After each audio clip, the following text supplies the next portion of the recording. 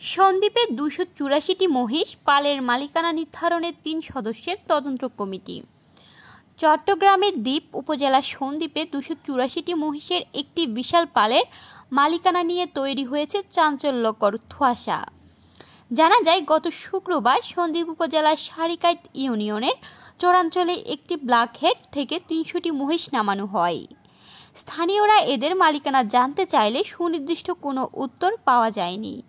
বিষয়টি সামাজিক যোগাযোগ মাধ্যমে ব্যাপকভাবে ছড়িয়ে পড়ে এবং নানা আলোচনা সমালোচনার জন্ম দেয়।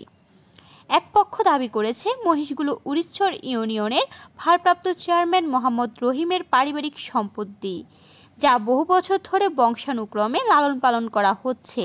অন্যদিকে আরেকটি পক্ষ দাবি করেছে, এসব মহিষ জাহাজের চর থেকে লুট করে আনা হয়েছে। সন্দ্বীপ উপজেলা যুবদলের সদস্য সচিব এম.এ. আজিজ জানান, রহিম চেয়ারম্যানের মহিষগুলো খাদ্য সংকটের কারণে জাহাজের চর থেকে তার অনুরোধে সন্দ্বীপে পাঠানো হয়েছে। এই বিষয়ে প্রায় ১ মাস আগে আলোচনা ও চূড়ান্ত সিদ্ধান্ত হয়েছিল। আমি এসব মহিষদের তত্ত্বাবধানের দায়িত্বে আছি।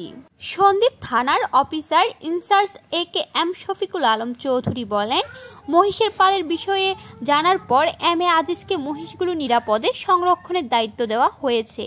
তবে উরিচ্ছর ইউনিয়ন বিএনপির সভাপতি ও ভারপ্রাপ্ত চেয়ারম্যান মোহাম্মদ রহিম বলেন, খাদ্য সংকটের কারণে আমি নিজেই আমার লোকজন দিয়ে মহিষগুলো সন্দ্বীপে পাঠিয়েছি। তিনি আরও বলেন, এটা আমার পারিবারিক মালিকানাধীন পশু, কার সঙ্গে কথা বলে পাঠাবো এই প্রশ্নই অভ্যন্তর। এই ঘটনায় সামাজিক যোগাযোগ মাধ্যমে ব্যাপক চাঞ্চল্যের সৃষ্টি করেছে। সন্দ্বীপ উপজেলা নির্বাহী কর্মকর্তা মংচিংনু মারমা বলেন, ২৮৪টি মহিষের একটি পাল সন্দ্বীপে অত্যন্ত বিরল ঘটনা। মালিকানা নিশ্চিত করতে পশুর দলিল, চিকিৎসার রেকর্ড ও পরিচর্যার তথ্য বিশ্লেষণ করা হবে। যদি এসবের ভিত্তিতে প্রকৃত মালিক নির্ধারণ সম্ভব না হয়, তবে সরকারি নির্দেশনার আলোকে সিদ্ধান্ত নেওয়া হবে। এই লক্ষ্যে ৩ সদস্যের একটি তদন্ত কমিটি গঠন করা হয়েছে। পুরো এলাকায় এই নিয়ে চলছে তীব্র উত্তেজনা ও নানা জল্পনা কল্পনা। এখন দেখার বিষয়, তদন্তের মাধ্যমে কত দ্রুত প্রকৃত মালিক চিহ্নিত করে এই ধোঁয়াশার অবসান ঘটানো যায়।